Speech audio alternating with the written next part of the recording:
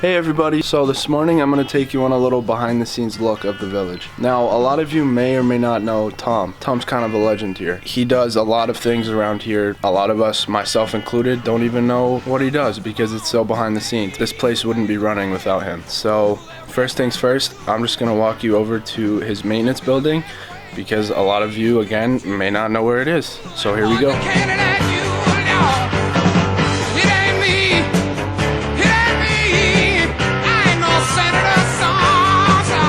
So here we are passing by the assistant camp director, Kate Scott's house.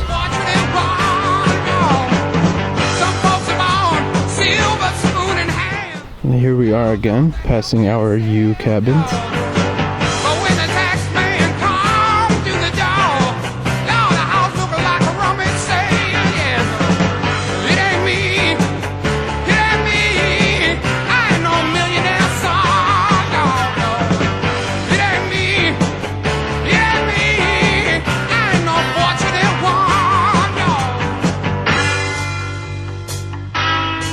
So right here is a path, and as you see, the dining hall is right there. And this path actually leads behind the dining hall and into the girls' units. Shh, we're not allowed in there.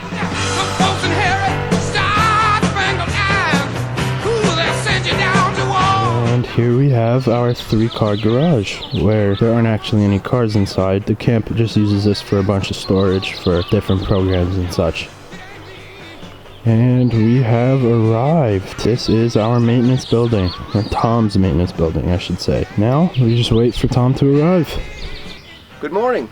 My name's Tom. I'm director of the maintenance here at Antiochian Village, Camp and Conference Center. Right now, we're standing in front of our maintenance shop. We're going to take you through and show you what we do here every day.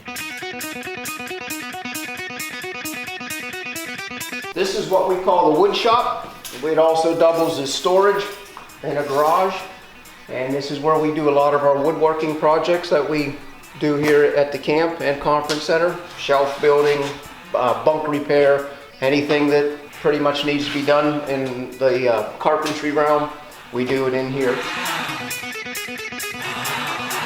This is also another section of our shop. We store equipment in here as well, and a lot of tool and hardware storage. This is another section of the shop where we also store vehicles and other supplies that we may need. And it brings us into our water room. This is the room that supplies water to the entire camp. We'll walk back here first and I'll show you what we check every day. First thing we look at is to make sure that we have enough water in our storage tank. This little tube here is a sight gauge. It tells you how much water we have. We don't have it in gallons or anything. We just look at the sight gauge to see where the water level is, and we know that when it's close to that mark up there, that the water is pretty much full. This is our softening system. Basically, the water comes from the well. It needs to be softened and filtered. So it comes through here, and then it goes into the storage tank. We have to monitor every day what flow we have so that we know if the wells are producing the water that they should or if there's a problem. So we check and make sure what we have every day, and as you can see on the sheet, we just record it, which I had already done before we started filming. So everything here is working well today.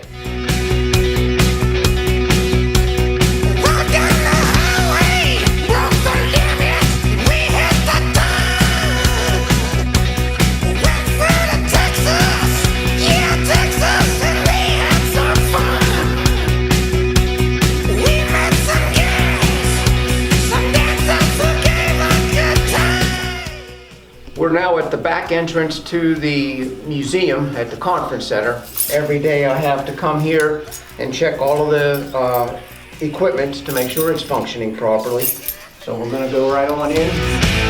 Could I come in, please? This is a humidifier and a heat pump that takes care of the lower lobby level at the museum. I make sure that the humidity is where it needs to be and that it's functioning. And then we have to check the HVAC in the vault. This This is the vault. This is the unit that takes care of the climate inside the vault here. I have to check and make sure that everything's working fine on it, and it says everything is working fine. As you'll notice, I discovered water on the floor underneath this unit, so that tells me I have to do something about that today. We'll find out what's going on there and why this water is on the floor.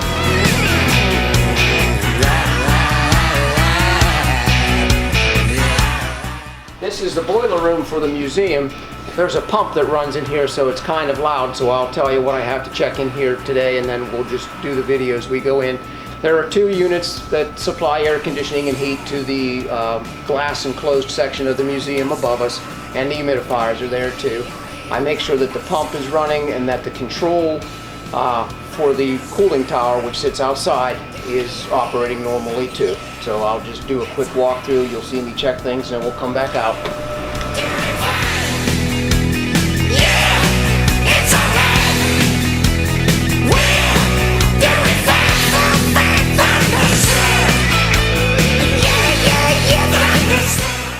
This is the chemical control of the cooling tower water.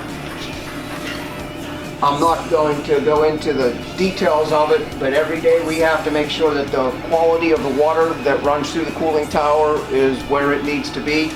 And I record everything so that I can have the information from day to day so I know if anything is not right. And luckily today on this section everything is operating normally.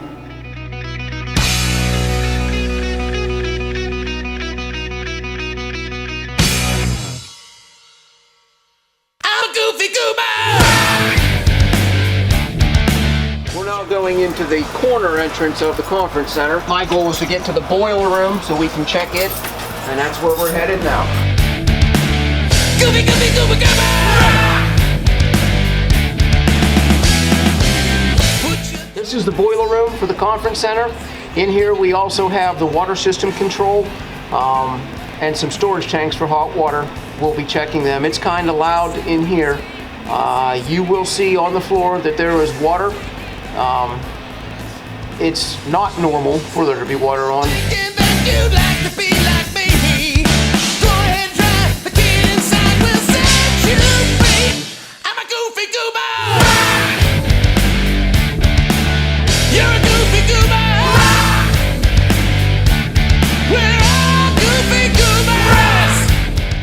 Going through a regeneration, so I have to add salt to the softener, which I will do now.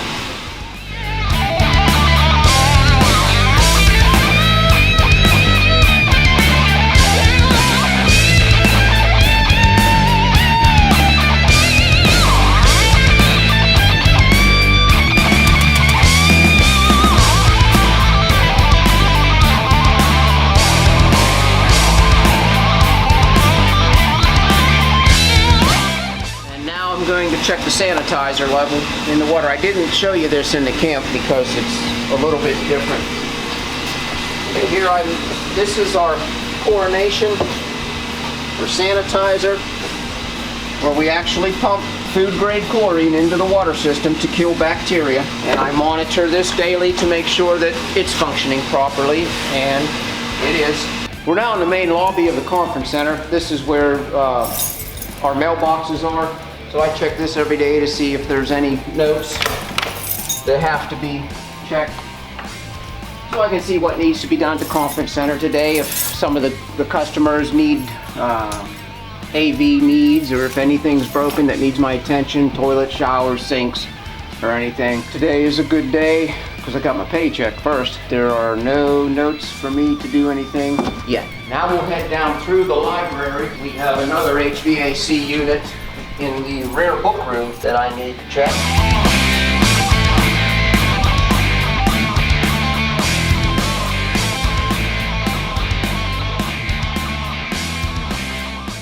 This is the rare book room.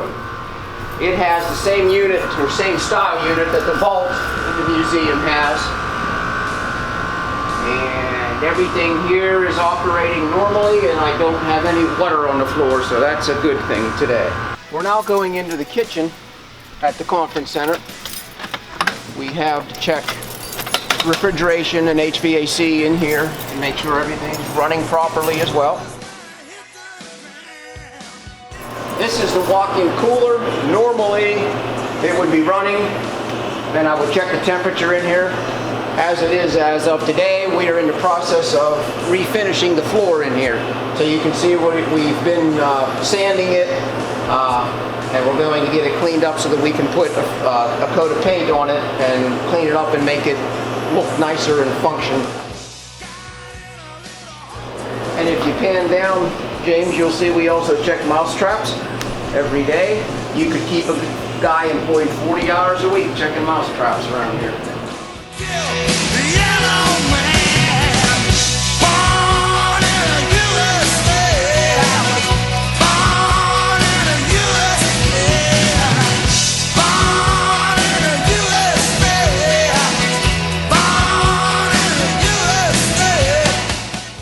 Walk over here and check the condition of the pond in the back of the center and monitor the algae growth in there. I just treated it yesterday, so we're in good shape. This is an air handler room in the conference center. I come in here every day to make sure all three of these are running. Sometimes when we get a power surge or a power clip, they'll shut down on reset, so I've got to make sure that they all are functioning.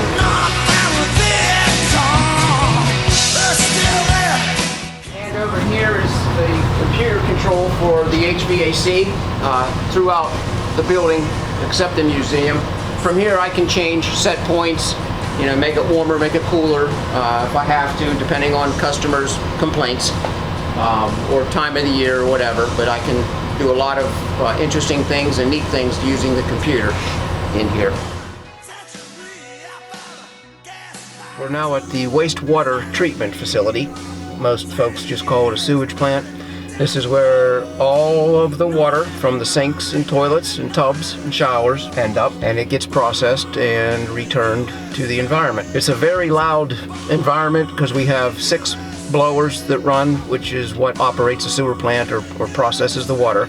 So we'll just go in and I'll do my daily chores and I'll point to some things that we'll do. The first thing I'll do is I'll check the bar screen, which is basically just a screen that catches anything big that may enter the plant. Deodorant containers, toothbrushes, feminine products, things that we can't really have getting into the system where it can cause damage to pumps.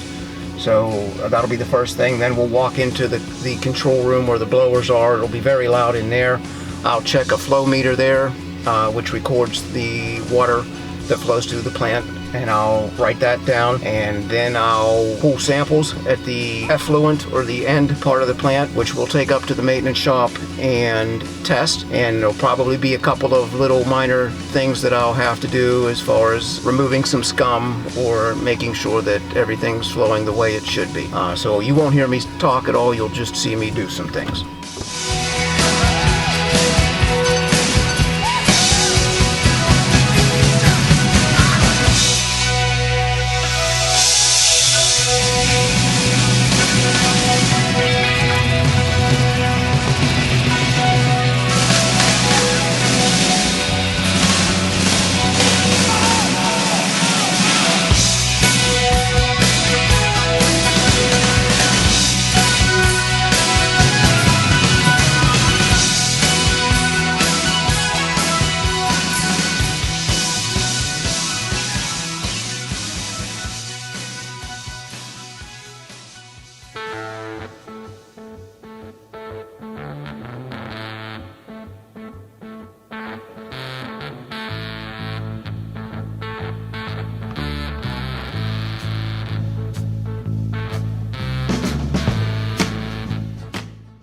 Okay, we're now back up at the maintenance shop. This is the office area where we keep the equipment to test the water from the sewer plant. I'll walk you through that process. Right now I'm turning on the 2 pieces of equipment that we use. to test the water. And this is the log that I'll record the information on. Yesterday the sewage plant pumped 3,300 gallons of water, and we'll now get ready to test. We test for 3 things: dissolved oxygen, pH, and temperature. And well, actually 4 things if you think about it, but we also test the amount of free chlorine that's being put back into the environment.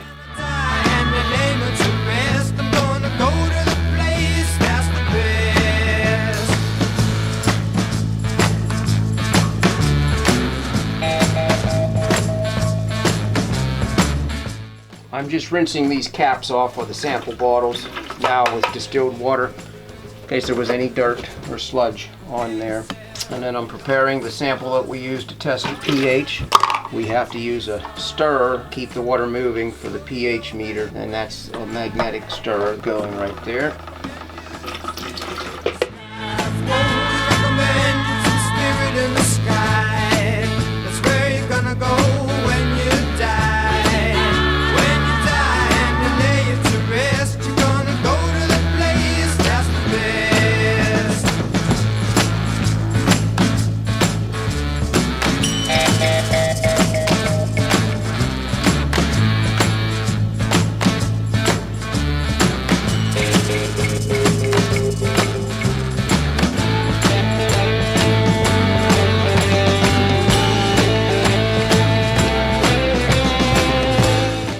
Testing for chlorine in the water that's going back to the environment. The product that I use is called diethyl p-phenylene diamine. It's abbreviated as DPD. It's a powder.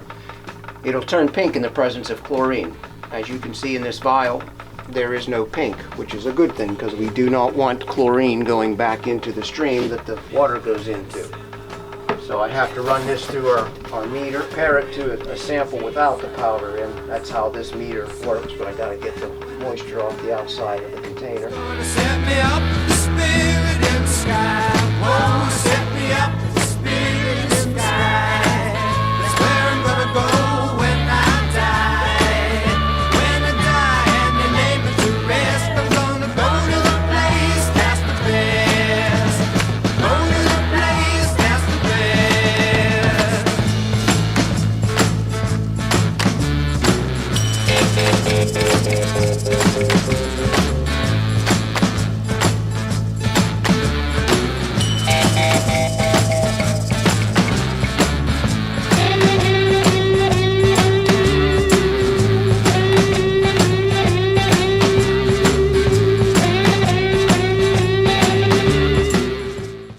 We're now in the pump room at the swimming pool.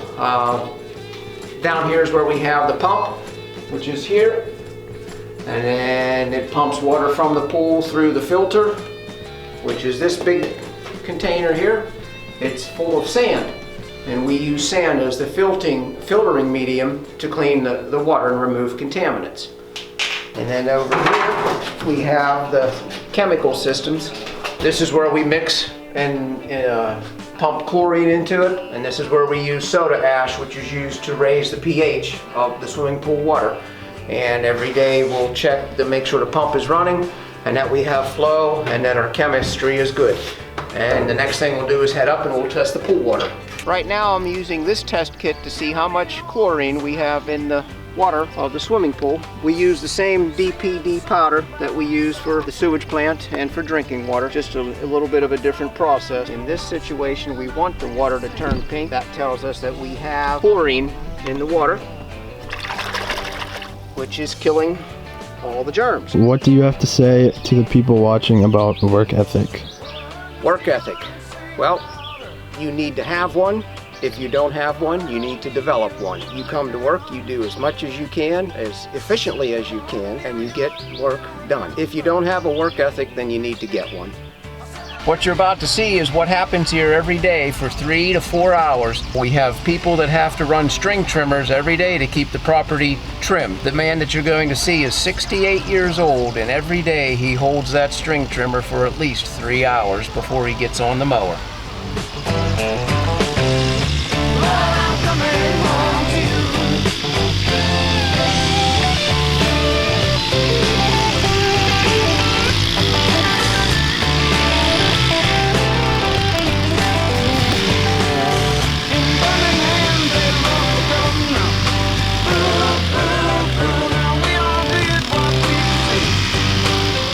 Now you've seen a little bit of what I have to do here at Antiochian Village Camp and Conference Center every day. That's 7 days a week, 365 days a year. You'll see me out here for at least 2 hours doing the checks, making sure everything's working and everything is safe for you and customers. So I'm glad I was able to have you come along and see what I do every day. So when sometimes you see me and you ask me to do something and I seem a little bit distracted, you may understand why, because I have a lot of things to get done. So thanks for joining me.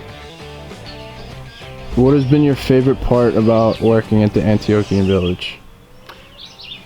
Well, that's a nice question to ask. I would assume or imagine the best part I like about working here at Antiochian Village is it's not the same thing day in and day out. No idea what I'm going to get into every day except for what you've just seen as far as doing the daily check. An example, today I have to go back down to the museum to see why we have water on the floor from that unit. So it's something different. I don't like doing the same thing over and over again. That's one of the biggest things I like about it. I do enjoy working with the youth. I've always had an interest in working with youth, so working with the young folks is also an interest for me, and I enjoy coming here to do that.